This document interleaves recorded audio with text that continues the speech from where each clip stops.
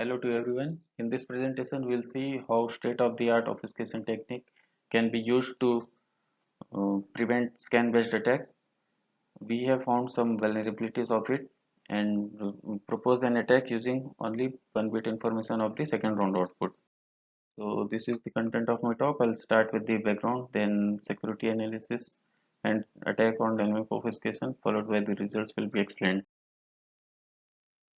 We have several electronic devices containing several number of chips, and each and every chip must be tested to ensure their qualities. DFT is the most popular testing technique where the chip can be run in two different modes, normal mode as well as in test mode.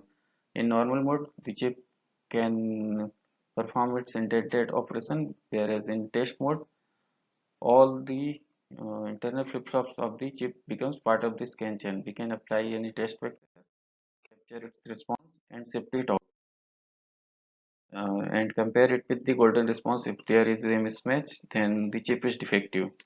So this is good for a normal chip, but in case of a cipher, there is a secret key which is embedded inside the chip, and this TFT can be misused to reveal the secret key. Most of the ciphers like AES are implemented iteratively, and security of AES lies in its complete execution. But using the scan chain, we can get intermediate round outputs, and even using only one bit information, signature based attack can be launched. Just target any one scan cell, uh, fix an input difference delta equal to 1, and apply all 128 plaintext pairs. Now observe one bit output difference in the targeted cell and arrange them in a sequence to form a signature. Now to create a signature table, just fix AS key to 0 with delta equal to 1. Now apply all 128 pairs and observe here 32 different signatures are obtained for each bit positions. For all the values of key from 0 to 255, this complete signature table can be obtained.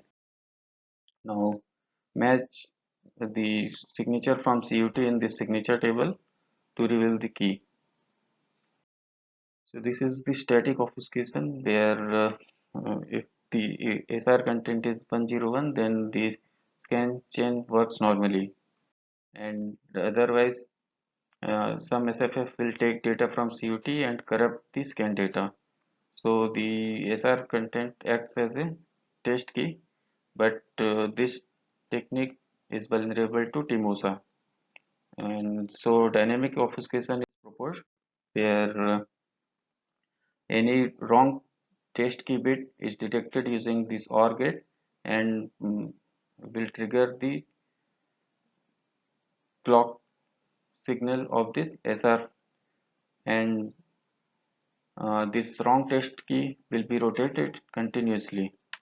But using a wrong test key equal to 000, there will be no effect of rotation and it will be static. So, and in the next shift cycle, PPP will get the data from CUT, that will be from the second round. Now using this one bit of second round output, we can recover all 16 bytes of the key. And PPP can be identified easily using one round signature. And we can launch an attack by applying a difference alpha, which reflects a difference beta in round 1 and a difference gamma in round 2.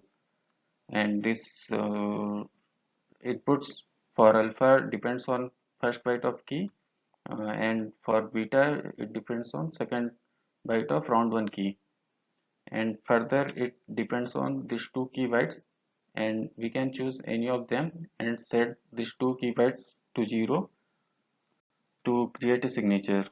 Similarly, we can vary these two keys to create 2 to the power 16 signatures. Now we can match the signature from the CUT to reveal 1 byte of the key. Similarly, all 13 bytes of the key was recovered, including the remaining 3 key bytes. So these are the references for this questions.